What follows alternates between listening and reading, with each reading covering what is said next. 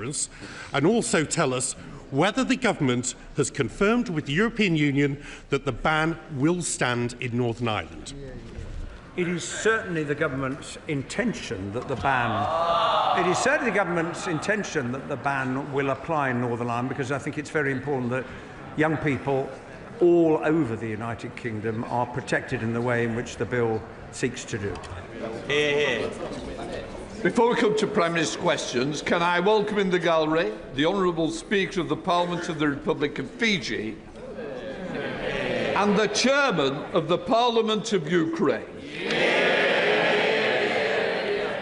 Members will also know that today marks the 4th anniversary of the death of our friend and colleague Sir David Amess, who was murdered in his Southend West constituency in 2021. Sir David was a long-serving Member of Parliament, respected and liked by members across the House, dedicated to his constituency. We remember him fondly.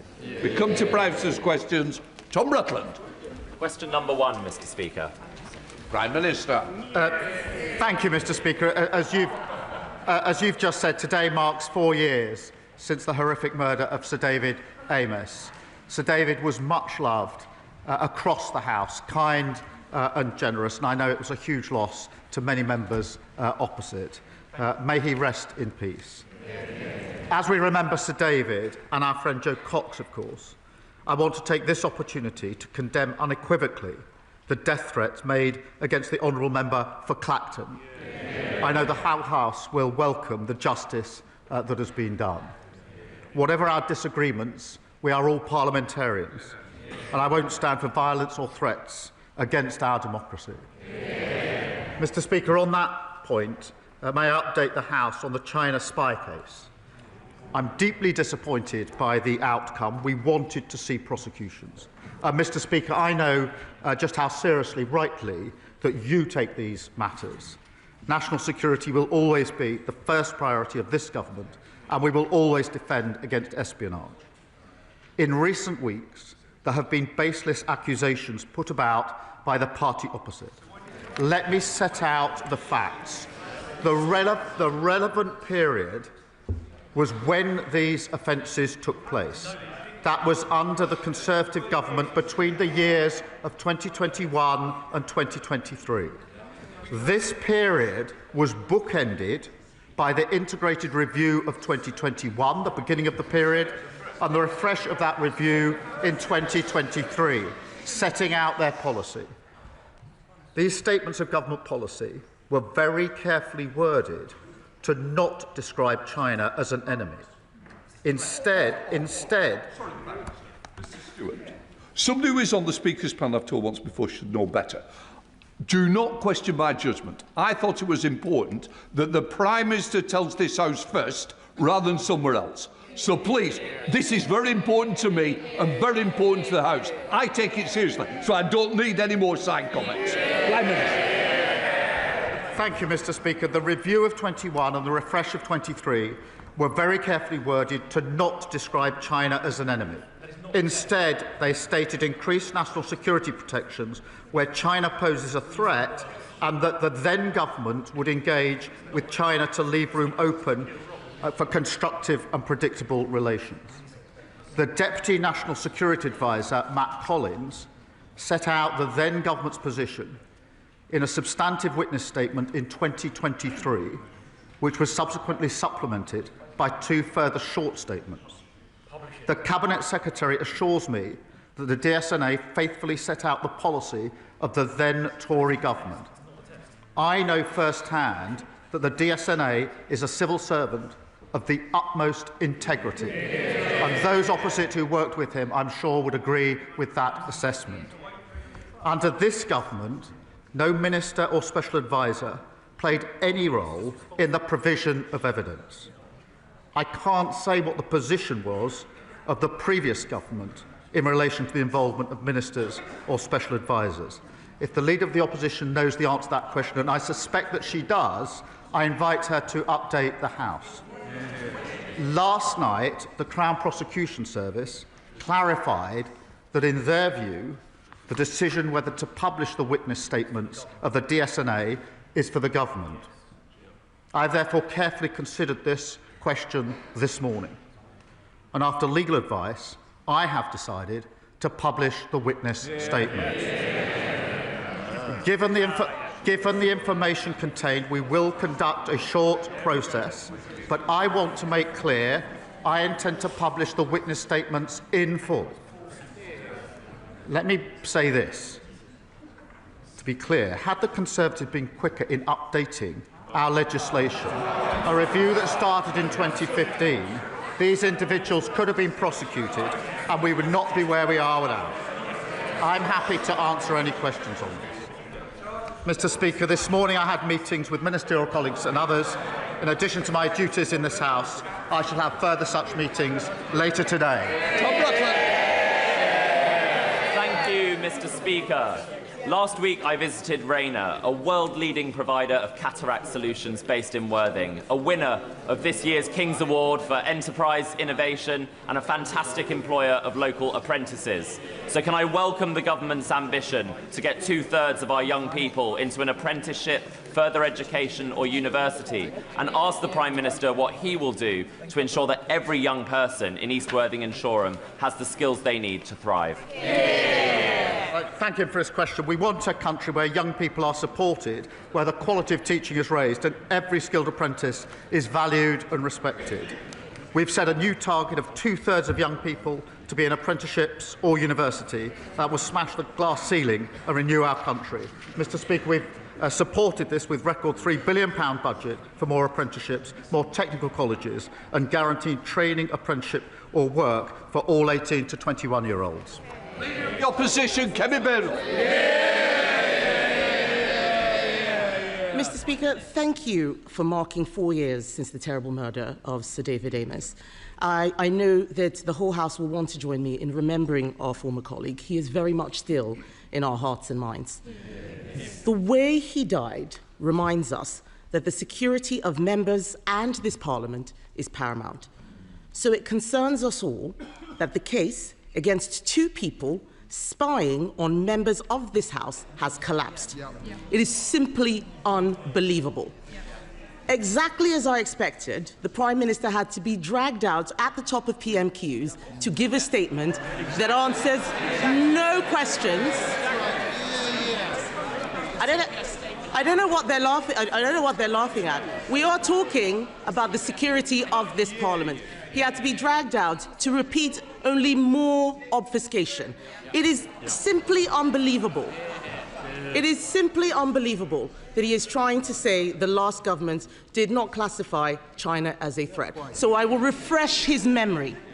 In 2021, the previous government's integrated review described China as the biggest state-based threat to the UK's economic security. In 2024, the Minister for Security said from that dispatch box that China poses a threat. But let's leave aside the government. In 2022, the Director General of MI5 in November classified China as a threat in his remarks. How is it possible that the government failed to provide the evidence that the CPS needed to prosecute? The substantive evidence was provided in 2023 by the previous government. That is when the witness statement was submitted. I am going to disclose it. They will all be able to read it. The substantive evidence was written and disclosed and submitted in 2023 under the last government. I noticed she didn't indicate whether ministers were involved in that at the time. Mr. Speaker, she questions what's in the review, the refreshed review in 2021 and 2023. Let me be clear. The then Foreign Secretary, sitting, I think, over here, the Honourable Member for Braintree, 1 month after the arrest, so absolutely the relevant time, gave a speech at Mansion House. It was called Our Position on China, setting out the government's policy. He said in that speech, summing up China as a threat in one word would be, his words, impossible, impractical and, most importantly, unwise. Foreign Secretary, Mr. Speaker, it wasn't just him. Mr. Speaker, the Leader of the Opposition was Business Secretary at the time. in September 23, the Leader of the Opposition said, her words, September 23, the relevant year, her words, "We should certainly not be describing China as a foe."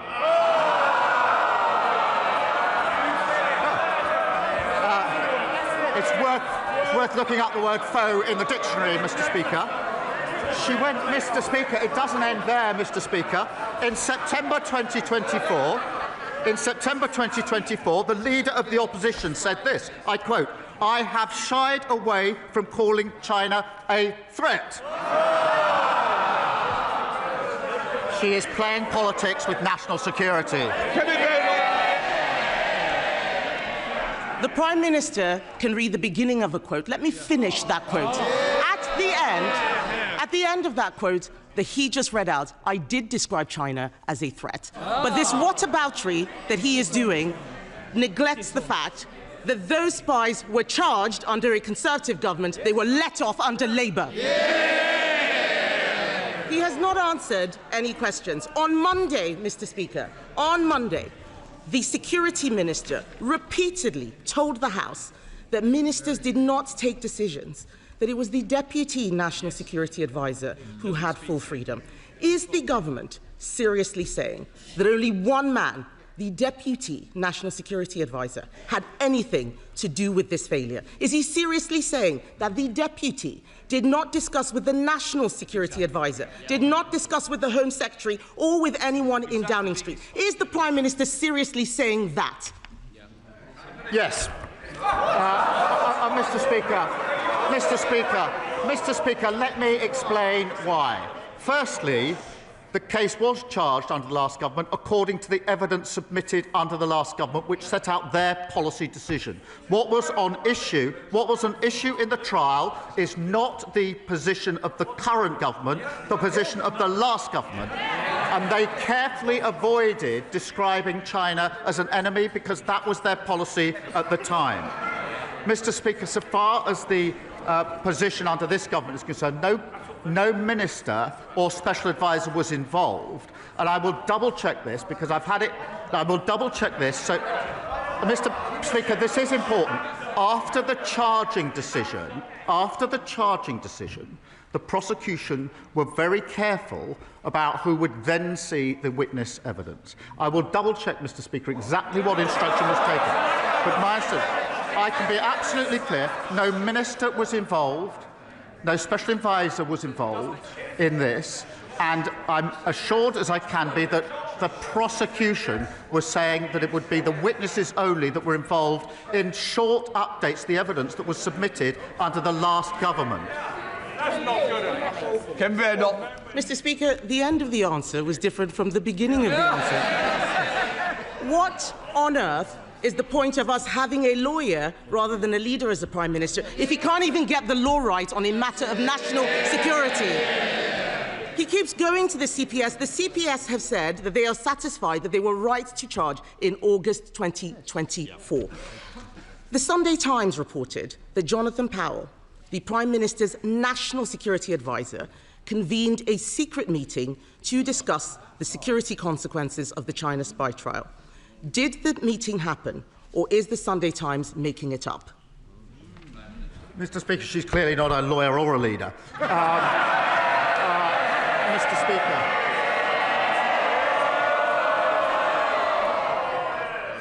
The problem for her is I do actually understand the law. I know what's got to be proven. I've also looked at the evidence. That was put in under the last government in relation to this case. There was a meeting in September. That did not involve the National Security Advisor discussing the evidence in any way, nor, Mr. Speaker, one further piece of evidence. The final statement in this case was submitted in August 2025. There was no further submission of evidence, one way or the other, after any discussion in September. This is a red herring, a completely scurrilous allegation made by the Leader of the Opposition.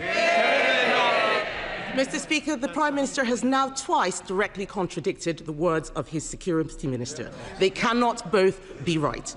The chair of the Foreign Affairs Committee couldn't get any answers from the Security Minister. The CPS said that they were satisfied that the decision to charge the case in April 2024, not August, in April 2024, was correct on the basis of where the law stood at that time. This is a matter of fact. It is not a matter of what the previous government had thought. It is not a matter of it not meeting a legal test. It did. Something must have changed when the charges were brought and when the case collapsed. The charges were brought under us. The case collapsed under them. Can the Prime Minister tell us what changed and what collapsed the case? Mr. Speaker, I've said I will publish the witness statements in full. The whole House will then see exactly what was set out in 2023 in the substantive witness statement and exactly what was set out in the 2 supplementary witness statements, and she will then realise what she's just said is entirely baseless. Mr. Speaker, the CPS has said in the clearest terms that this prosecution was dropped because this government did not provide the statement they expected. Why should we believe a man who at the last Prime Minister's questions said he had full confidence in the best friend of a convicted paedophile? Forgive us if we don't trust a word he says. This all stinks of a cover-up. Given his statement earlier, will the Prime Minister publish today not just the government witness statements, but also the meeting minutes and all of the correspondence that he had with the CPS?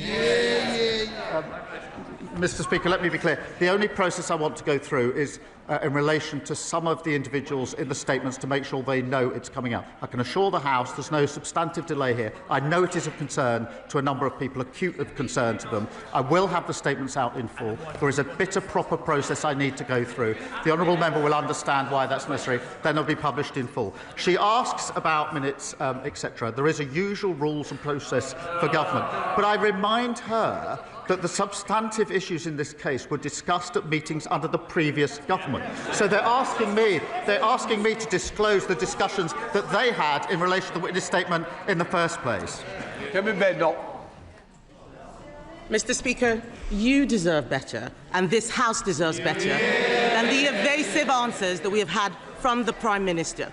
Even the former Cabinet Secretary, Lord Butler, has accused the government of being economical with the truth on this issue. The Prime Minister can't tell us why Jonathan Powell had a secret meeting which the Security Minister said he had no involvement in the case. He can't tell us why his government did not provide evidence that China was a threat. I suspect those statements won't prove it either. He's blaming his civil servants. He's blaming the media. He's blaming the last government. He cannot explain why he could not see this case through. He should have seen this case through. And let me be clear, Mr. Speaker, about what has happened. A serious case involving national security has collapsed because this government is too weak to stand up to China. And if the Prime Minister cannot protect the members of this House, what does that say about his ability to protect this country? The case did not proceed because the policy of the past government did not meet the test that was necessary. That is the long and the short of it. Far from evading, I have said I will disclose the full witness statements that set out exactly what was in the witness statements, exactly what the subsequent statement says, and the allegation that somehow they were changed, that the first statement and the second statements are different, is completely and utterly unfounded. Mr. Speaker, it's a pathetic spectacle. Instead of taking responsibility for the fact they failed to update the law so this case could actually be the review, Mr. Speaker, 2015 was the review into legislation. They took 8 years to change the law. Had they done that more quickly, this case would have proceeded. It was their failure, and they're just slinging mud. Meanwhile, we're getting on, Mr. Speaker, with renewing our country, new planning reforms, get rid of building, online hospitals for waiting lists, new opportunities for young people. Labour's building a better future. They can't even come to terms with their past. Thank you, Mr. Speaker. Derby is a city on the up, but unfortunately this last year we've been devastated by knife crime.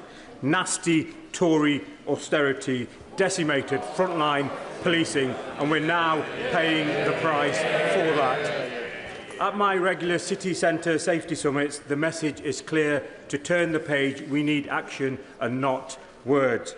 Can the Prime Minister update my constituents on what action this government is taking to make sure all our residents, our visitors and our workers can enjoy our city centre safely?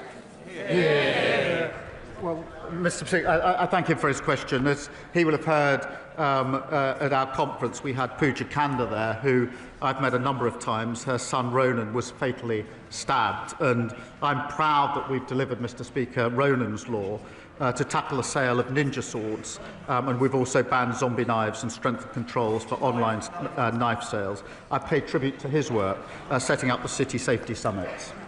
Daisy Cooper, Deputy Leader of the Liberal Democrats. Thank you, Mr. Speaker. May I associate myself and my party with the tributes to David Amess? And on behalf of my party, can I also pay tribute to Ming Campbell, who is being laid to rest today? That is the reason why my right honourable friend, the member for Kingston and Surbiton, cannot be here. And I'd like to thank you, Mr. Speaker, and the Prime Minister and other members of this House for their very kind tributes yesterday. We welcome the new level of transparency from the Prime Minister, and we will scrutinise those witness statements closely, but it is clear there are still many questions to be answered, including questions from Hong Kongers, Mr. Speaker, because Hong Kongers in St Albans and across the UK have settled in our communities after they have fled repression at the hands of the Chinese state. But now they see a British government that wants to make it harder for Hong Kongers to settle here permanently, that refuses to impose targeted sanctions on Chinese officials who put bounties on Hong Kongers' heads, that is refusing to rule out a Chinese super embassy and is failing to tackle Chinese espionage. Mr. Speaker, Hong Kongers are starting to ask whether the Prime Minister is trading away their security and safety in our communities for a cosier relationship with Beijing. What is the Prime Minister's answer to them? The answer is no, and we have given and will continue to give support to Hong Kongers who need and deserve that support, and she will be assured that the Jimmy Lai case is raised regularly at every opportunity by my ministers and indeed by me. Daisy Cooper. Thank you, Mr. Speaker. I think that Hong Kongers will require a lot more reassurance and action from this government. But it is not just the Chinese government that is a threat to our country. On Monday, the far-right, racist hate preacher Tommy Robinson, who is currently on trial for allegedly refusing to comply with counter-terror police, claimed that his legal costs are being paid by Elon Musk. It is outrageous that a man who has so much control over what people read online every day could be funding someone who stokes far-right extremism on our streets. If this was Putin, the government surely would act. So will the Prime Minister commission the security services to assess the threat that Elon Musk poses to our democracy and recommend measures to this House that we can take to stop it? Well, I can tell her we do look across the board at threats to our democracy and must continue to do so. I won't comment on the particular case given the state of legal proceedings. Alex Backham. Thank you, Mr. Speaker. Next year marks the 75th anniversary of the Battle of Imjin River, where the 29th Infantry Brigade's last stand prevented the capture of Seoul during the Korea War. That hill is now called Gloucester Hill, as a proud testament to the incredible bravery of one of those battalions, our glorious Gloucesters. Will the Prime Minister join with me in calling for a commemoration for the glorious Gloucesters and all those who fought to defend democracy, liberty and freedom in South Korea? Well, I join my honourable friend in marking the heroism and sacrifice of the 29th Infantry Brigade, an enduring example, Mr. Speaker, of the bravery of all our armed forces. I know Defence Ministers would be happy to discuss commemorating their courage. Our debt to armed forces undermines our commitment to veterans, including delivering homes for heroes, a new network of veteran support centres backed with £50 million. Liz Saville Roberts. Ahead of his party conference, the Prime Minister told the BBC he wasn't sure whether he'd campaign in Caerphilly for the by-election on the 23rd of October. This is an important by-election in Wales. Well, there's just over a week to go and he hasn't shown his face there yet. So what's the problem, Mr. Speaker? Is it his party decision to close 10 libraries in the community? Cuts to disability support? Or perhaps it's the fact that even the council leader resigned from the Labour Party and is calling on people to support Plaid Cymru.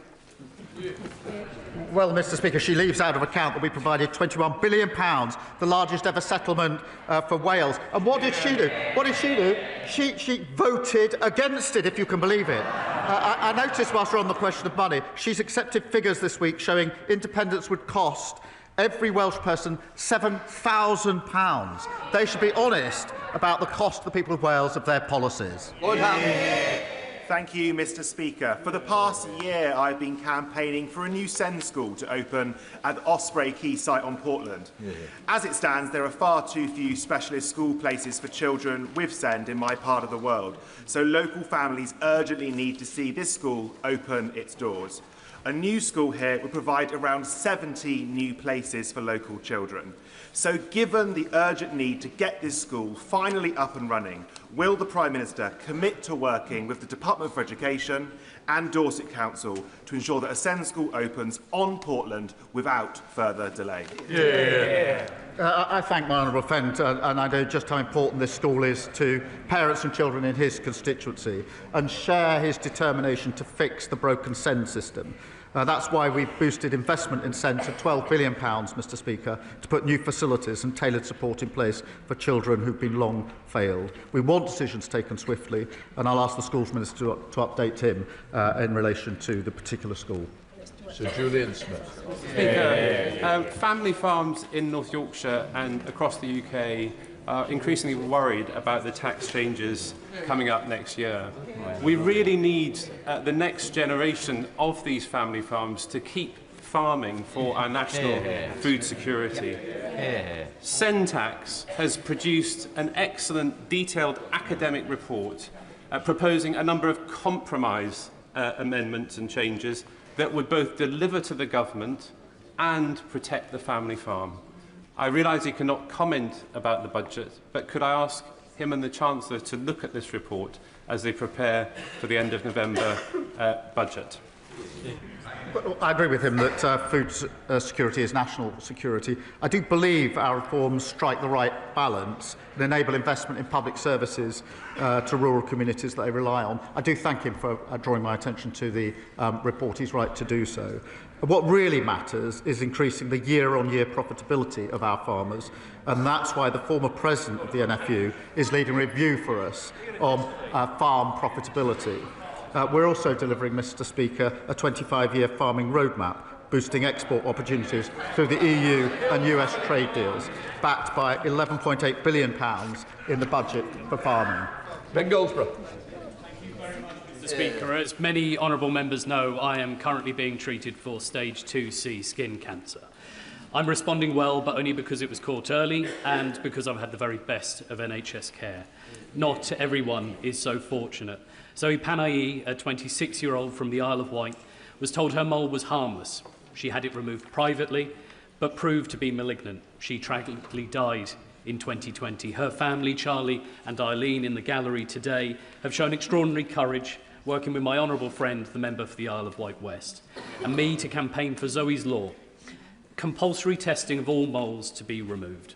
Will the Prime Minister meet with us and Zoe's family to discuss how we can make this a reality?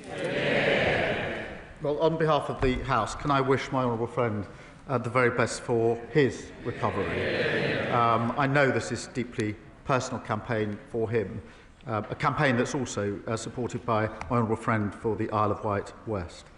Can I send my deepest sympathies and pay tribute to Zoe's family who are with us today. Their bravery is staggering, and I share their determination to improve cancer survival rates. That's why we're investing billions to see earlier diagnosis, faster treatment of cancer, and developing a national cancer plan. In relation to a meeting, yes, of course, we will get that set up. And if the family are available and it's convenient, and I don't know whether it is, I will ask the Health Minister to meet them later on today, or at the earliest opportunity if that's not convenient, so that they can have that discussion. Bedford. Thank you, Mr Speaker. Business confidence has fallen for 5 consecutive quarters, and RICS has said there is significant concerns in the housing market. Now, the Prime Minister could inject some confidence back into the economy.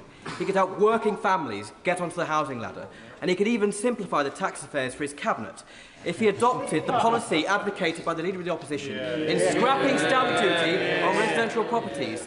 Now, will the Prime Minister at least commit that he won't be raising property taxes in his nightmare before Christmas budget?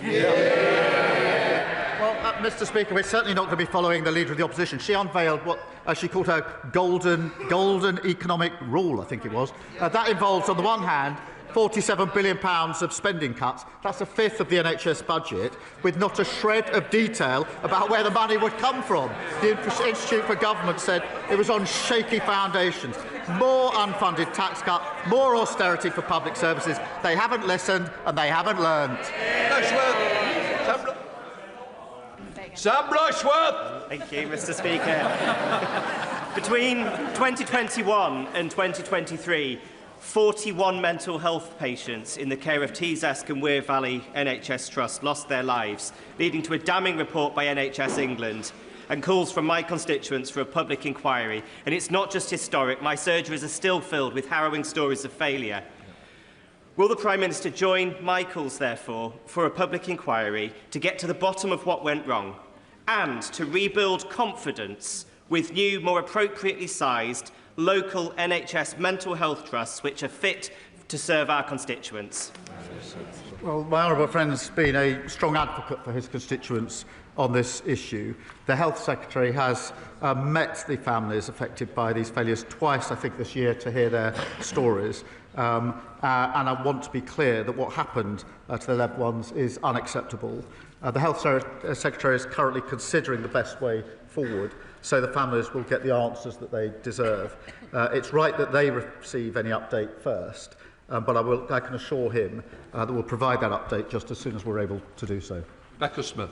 Thank you, Mr. Speaker. Later on this afternoon, I'm going to be launching a small business survey so that the 3,000 SMEs in my constituency who employ thousands of my constituents can have their say about what it's like to run a business under a Labour government and what their concerns are ahead of the budget. However, Mr. Speaker, I want to give the right honourable gentleman the opportunity for me to share a word of hope from him ahead of the budget. So will he tell my constituents that he has heard the pleas of SMEs and their frightenedness about the budget, and that he will scrap business rates for hospitality and leisure, that he will scrap the family business and family farm tax, and that his government will commit to no further tax rises for business?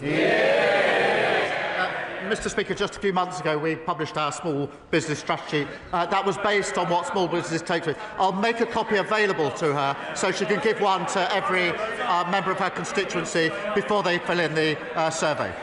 Dixon. Thank you, Mr. Speaker. This government is renewing Britain's, and for the benefit of the Leader of the Opposition, that's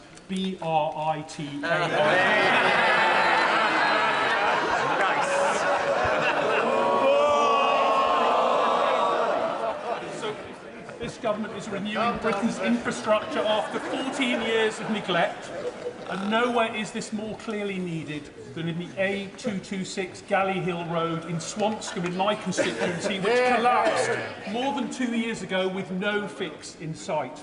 Would the Prime Minister agree with me that the announcement of the Transport Structures Fund in the spending review shows that under this government we're ending the Conservative decline and getting on with fixing broken roads like Galley Hill? Well, he's right. The party opposite let roads crumble after years of uninvestment.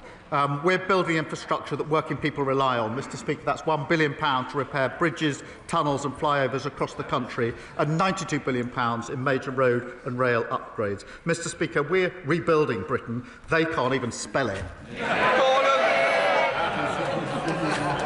Thank you, Mr. Speaker. Much like the honourable member for Bishop Auckland, my constituents are served by Tube Mental Health Trust. They face travelling to York or Middlesbrough for local inpatient beds, with some people being sent as far afield as Glasgow or Southampton. This is completely unacceptable, and we need a provision of local mental health inpatient beds. I welcome the openness to an inquiry into Tube, but my concerns would still be that whilst that's going on, we need real action now so that the continued failings don't see the loss of any other lives. So what steps will the Prime Minister and the Secretary of State take now to reassure and rebuild trust in Tube? Well, I thank him for his question, and he will have heard my response to my honourable friend a moment ago. And can I say again that what happened to his constituents is unacceptable, and we'll give the answer as soon as we can. In the meantime, he asks what is happening, and we are getting on with recruiting 6,700 additional NHS mental health staff. We're building 85 new dedicated mental health emergency departments, and we've boosted NHS spending on mental health by almost £700 million. Thank you, Mr. Speaker. Can I thank the Prime Minister for his strong words at our party conference, calling for unity at a time when many feel our country is divided and rightly calling out racism. Yeah. As a second-generation immigrant born in this country, people like me and so many of our constituents have every right to be here. No one should face hatred because of the colour of their skin. Yeah. Does the Prime Minister agree that some of those on the benches opposite who seek to stoke division and keep close company with those who accept Russian bribes cannot and should not be trusted to govern this country? Mr. Speaker, she captures the choice between us as a country. Either we can give in to division or come together as a country and renew our country.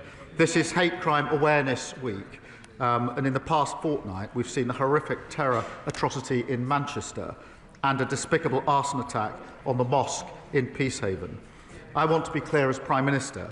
I am proud to lead and to serve this beautiful, tolerant and diverse country. An attack on one of us is an attack on all of us. Susan Murray. Thank you. Mr. Speaker, Calithia Studios in Mid Dumbartonshire is a prime example of a business doing everything the government asks. The owner of this beauty salon and her 3 employees each earn less than £30,000 a year. Yet the business will pay the government over £36,000 for the year in VAT, employers' national insurance and pension contributions. Does the Prime Minister think it's fair the hard-working owner who is providing jobs and training on the high street contributes more to the exchequer than she earns in a year? And does he believe this encourages entrepreneurship, which is important for economic growth and local jobs? Speaker, as you will know, we protected business rates bills from inflation, extended relief at 40% with new permanent lower rates set on and introduced for retail, hospitality and leisure. And as part of our small business plan, we're providing £3 billion so that lenders can offer more loans to small businesses. We're of course introducing the most significant package on late payments, a real issue for small businesses, and reforms that are bigger than anything in the last 25 years. Whitby. Thank you, Mr. Speaker. Can the Prime Minister update the House on the government's elections bill? And does he agree that in light of recent court cases and the conviction of Reform's former leader in Wales, that no party whose leaders take Russian bribes can be trusted to defend our democracy? Mr. Speaker, Labour is introducing an elections bill to protect our democracy from foreign interference. But look at Reform. The member for Clacton and his deputy worked alongside someone who took money to spread Putin's propaganda. Whatever their denials, they have serious questions to answer about what they knew. But that is the choice. Kremlin cronies sowing division or Labour patriots working for national renewal. John Turgendar. Thank you, Mr. Speaker. The lines that we've heard from the government in recent days have been a conflation of fabricated stories, trying to set up straw men and knock down things that have not been said. Yes. The real question in this whole debate is whether or not the DPP charged legally and properly. If they did, then the OSA is valid, and all this talk about the National Security Act that I introduced is completely irrelevant. If they did not, why is he not charging his successor with abuse of power?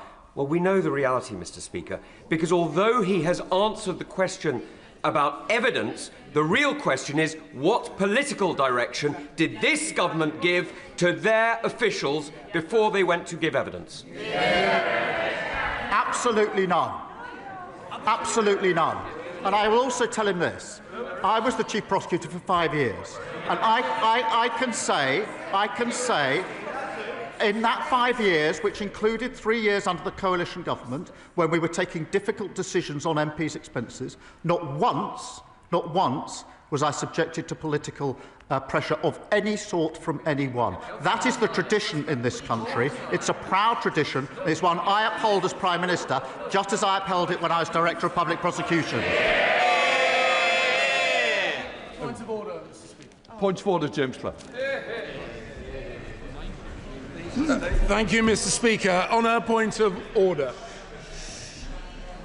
in the statement that the Security Minister made earlier this week, and then again in answer to a question, I have been misquoted, and the misquote, I think, is significant. It has been said that I, in a speech at Mansion House, said that describing China as a threat was impossible, impractical, and most importantly, unwise.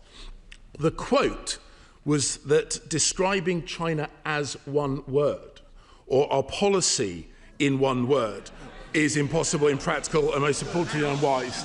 And, Mr. Speaker, in that speech, I went on to say that our policy, first, we will strengthen our national security protections wherever Beijing's actions pose a threat to our people or prosperity. And I finished by saying, and when there are tensions with other objectives, we will always put our national security first. How can I get redress for this misquote, Mr. Speaker? Do you want to come back? No. What I want to say is, look, you put it on the record. It is there now for all to see. I will now leave it at that stage. That completes Prime Minister.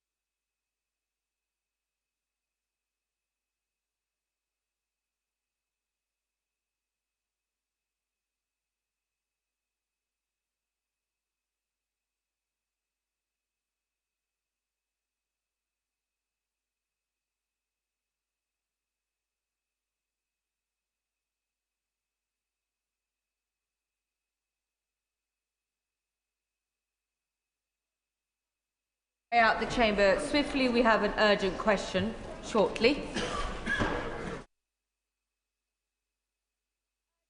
Ed Morello.